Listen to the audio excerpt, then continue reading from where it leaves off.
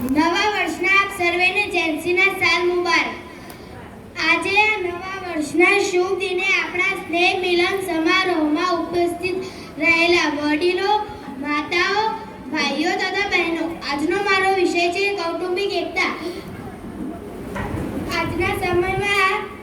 આજના આ આધુનિક યુગમાં હર તો પ્રશ્ન એટલે કુટુંબની એકતા. આજના સમયમાં એક સૂત્ર કાયમ થયું છે, નાનું કુટુંબ સુખી કુટુંબ. સારું છે, પણ એકતાનું શું? આજે ગામે ગામ કુટુંબના વિભાજન થઈ રહ્યા છે.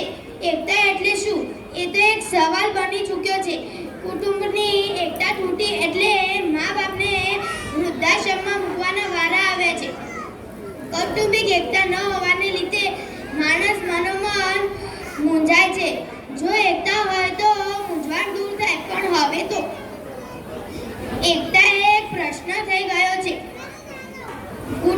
જો કુટુંબમાં એકતા હશે તો પરિવાર સુખ શાંતિથી જીવન નિર્વાહ કરી શકે. આપણા વડીલો પૂર્વજો એકતા દ્વારા જીવન જીવે તો આપણે કેમ નહીં? આવો આપણે પણ કુટુંબના ભાગલા પાડ્યા વિના કૌટુંબિક એકતા દ્વારા જીવન જીવીએ. બસ એ જ વસ્તુ. જય હિન્દ, જય ભારત.